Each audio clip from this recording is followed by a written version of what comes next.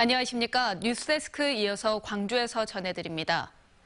다음 달 문재인 대통령의 중국 국빈 방문을 정점으로 한중 관계가 해빙될 것으로 전망됨에 따라 항공사와 여행업계가 분주합니다.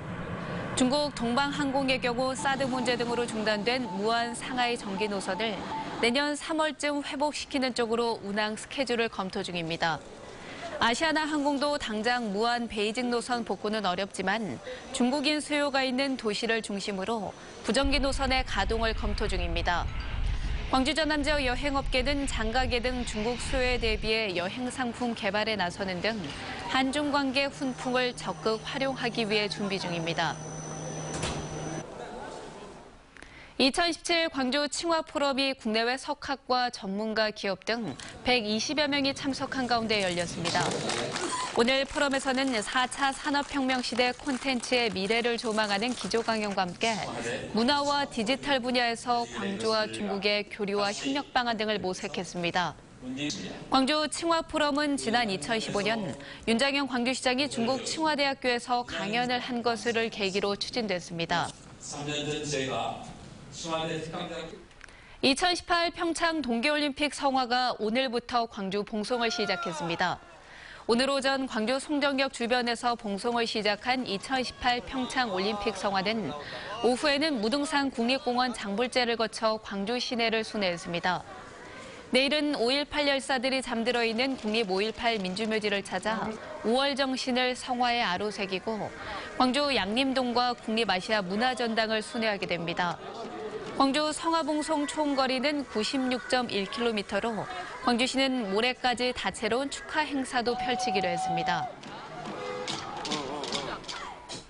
6월 은폐 논란이 사그러들지 않는 가운데 지난 4월부터 목포 신항에서 진행된 세월호 선체 수색이 사실상 마무리됐습니다.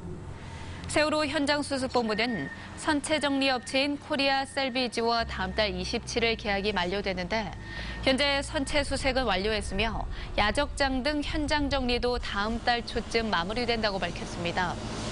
한편 선체조사위원회는 내년 3월 세월호를 바로 세운 뒤 그동안 진입하지 못한 기관실과 선수 좌현객실 등에서 수색을 재개할 방침입니다. 어제 치러진 2018학년도 대학 수능 시험에서 광주 전남에서는 모두 5건의 부정행위가 적발됐습니다. 광주시와 전라남도 교육청에 따르면 이번 수능 시험에서 광주 2건, 전남 3건의 부정행위가 적발됐습니다. 1교시 시험 시간이 끝난 뒤 답안지를 작성한 경우가 3건, 2개의 선택 과목을 정해진 순서에 따라 진행하지 않은 경우가 2건이었습니다. 교육당국은 부정행위로 적발된 학생들의 시험은 무효 처리하고 퇴실 조치했다고 밝혔습니다. 시계는 왼쪽 상단.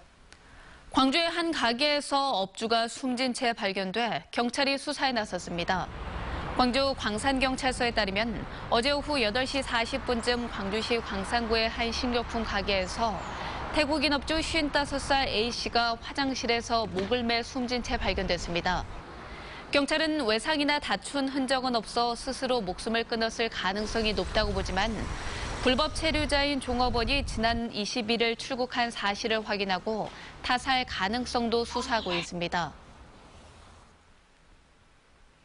국민의당 장병완 의원이 대표 발의한 에너지 산업 클러스터의 지정과 육성에 관한 특별법안이 국회 본회의를 통과해 에너지밸리 산업이 활성화될 것으로 보입니다. 이 법안은 에너지 산업 클러스터 기본계획 수립과 에너지 산업 클러스터 지정, 그리고 클러스터 내 기반 시설 지원, 에너지 중점 산업과 에너지 특화 기업 지정 육성 등을 담고 있습니다. 광주시는 특별법안의 통과로 에너지밸리에 대한 정부 지원이 가능해져 연구기관과 관련 업체 입주도 늘어나는 등 에너지 신산업 도시로의 도약이 기대된다고 밝혔습니다. 여수의 한 리조트에 투숙한 사람들이 집단 식중독 의심 증세를 보여 보건당국이 역학조사에 나섰습니다. 어젯밤 11시 35분쯤 여수시 경호동의 한 리조트에 투숙한 11명이 복통 등을 호소해 병원에서 치료를 받고 있습니다. 이들은 해당 리조트에서 저녁 식사를 한 것으로 알려졌는데 보건당국은 가건물을 채취해 식중독 여부 등을 확인하고 있습니다.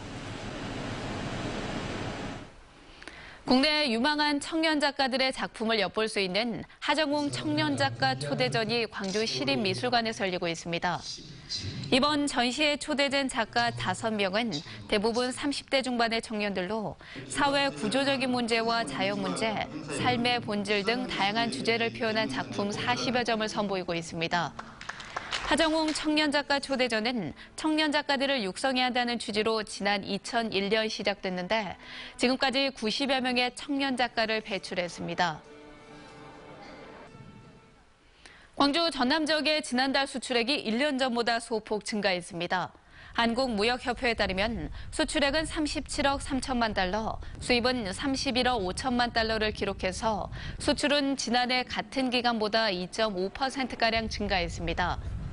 광주의 주력 수출 품목인 반도체와 전남 수출 품목인 석유 제품 수출이 각각 큰 폭의 증가세를 보인 반면 자동차와 냉장고, 선박, 해양 구조물 등은 줄었습니다. 포항 지진의 여파로 수능 시험이 미뤄지면서 주요 대입 일정도 일주일씩 연기됐습니다. 정답 이의 신청과 최종 정답 확인 등 수능 관련 주요 일정들은 당초 예정보다 일주일씩 미뤄졌고 성적 발표와 성적표 배부는 다음 달 12일에 진행될 예정입니다. 또 이번 주 토요일부터는 주요 대학들의 논술 시험이 실시되고 내년 1월 6일부터 정시 모집 원서 접수가 시작됩니다. 농작물 재해보험 가입률이 지난해보다 오른 것으로 나타났습니다. 전라남도에 따르면 이번 달 말까지 전남의 4만 4천여 농가 9만 400여 헥타르에서 농작물 재해보험에 가입해서 지난해 같은 기간 가입률보다 11% 늘었습니다. 작물 재해보험 가입은 다음 달 1일 마감됩니다. 국민의당 황교안 의원이 무허가 축사 적법화 기한을 3년 연장하는 법안을 대표 발의했습니다. 이는 무허가 축사 적법화 기한이 내년 3월까지로 4개월여 남은 시점에서 적법화 대상 농가의 52%가 무허가 축사로 남아있는 현실을 반영한 것입니다. 황주 홍 의원은 무허가 축사 적법화 절차가 최대 5개월이 소요되는 점을 감안해 법 개정이 시급하고 기간 연장 이후에는 정부 차원의 대책반을 가동해야 할 형편이라고 강조했습니다. 전라남도는 산불 예방을 위해 다음 달 10일까지 시군과 함께 논 밭두렁 소각 행위를 집중 단속합니다.